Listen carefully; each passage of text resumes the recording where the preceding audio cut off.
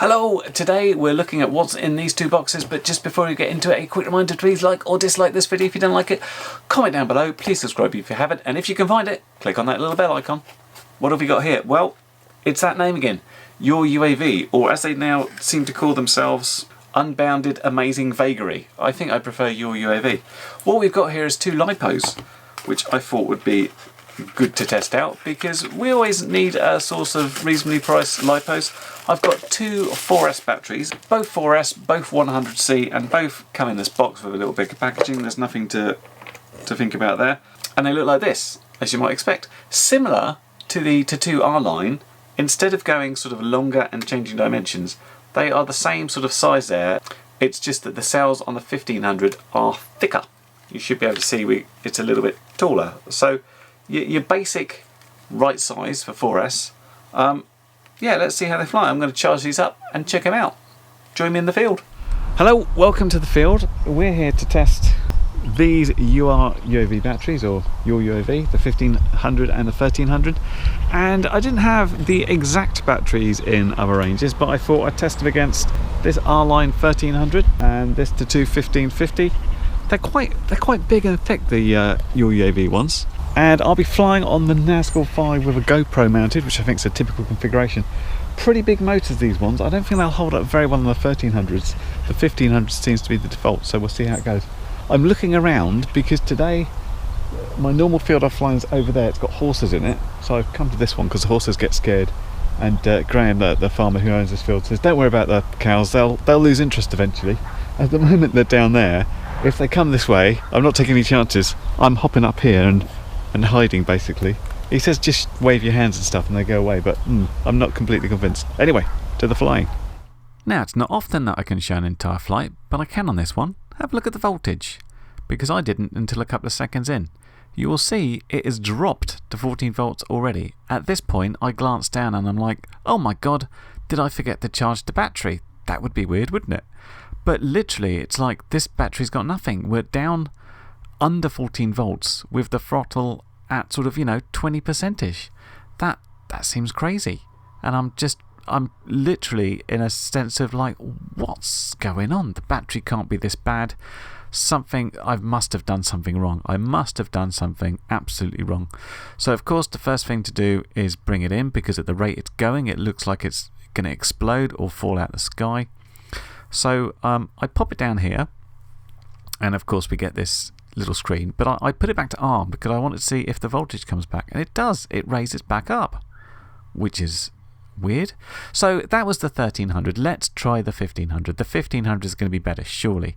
So again, I set out. My throttle is, as you can see, pretty low, and again we're in the high 14s. The high 14s, maybe not too bad, but it seems to be going down and going down.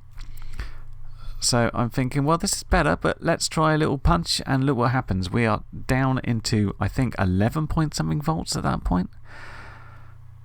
And, this is 30 seconds into a massive 1500 battery. Any little throttle movement absolutely punishes this thing. This is the most bizarre thing I've seen. And of course, I watched the voltage very carefully on this one. I saw it was fully charged, and I saw it sag to death, even though the amps I'm pulling at this sort of rate is relatively low. This is just a thing of awfulness. So just to make sure we didn't have any bad conditions, I mean, it was a bit cold. It was about 10 or 12 degrees Celsius, but that's not too cold for a battery. So I'm flying here on the Tattu R-line 1300, and I must stress that I think 1300 is a little bit low for this sort of quad. I think this needs at least a 1500.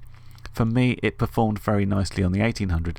But while that's going on in the background, just to show you what a normal battery will do, I had a couple of comments on the last battery review about how I should charge and discharge them 10 times to make the battery good. And I wasn't sure if there was anything in this, and I wanted to know what other people did. So I put a quick poll out on YouTube, and we got a couple of hundred responses, and overwhelmingly people don't do this. People just don't have time to sit there and charge and discharge their cells and I'm not sure the evidence is clear that you actually get an improvement there. If I had two identical batteries, I'd be happy to try this out, but I don't. So I went with what the majority would do, which is basically just get your battery, you charge it, and you fly it. I don't think you've got enough. People don't have enough time or enough charges in a battery before it goes bad to really do this. So that's what I did. Anyway, this battery, as you can see, we flew around quite happily. We got 3.5 odd minutes out of it, and it was all good because that's what a normal battery will do. I flew the 1500 as well, but I won't show it here because essentially it did the same thing. We got decent flight times out of it because it wasn't one of these awful URUAV ones. Literally worst LIpos ever. I've never seen anything like them.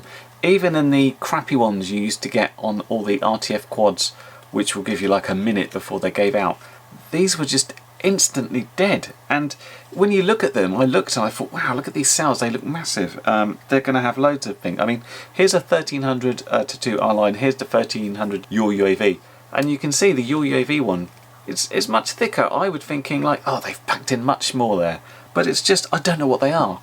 I don't know what they are. They're just crap, aren't they? They just don't work at all. They're only slightly cheaper, but it's like, this is the very worst false economy you could ever stand for.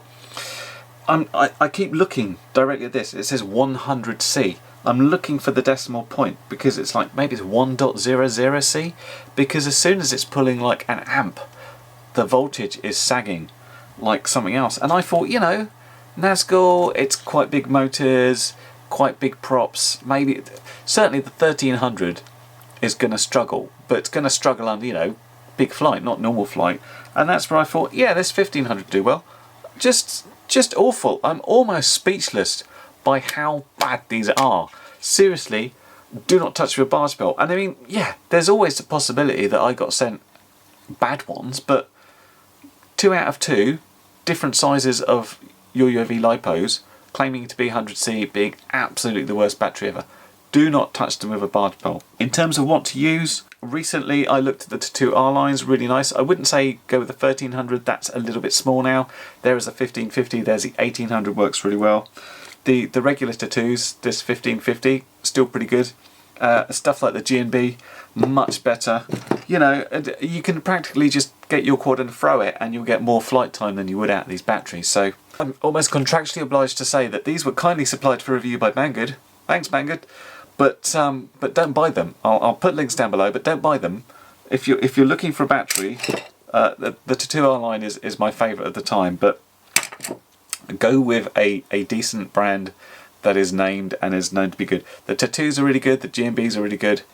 Look at those. Do not look at these because these are awful and rubbish and need to be thrown away instantly. Anyway, hope that was helpful and I will catch you in the next video. Bye for now. Well, you've made it to the end of the video, so thanks once again for watching. If you like what you saw, then please consider subscribing, and if you really like what you saw, then be sure to check out the link to my blog for a variety of ways in which you can help support this channel.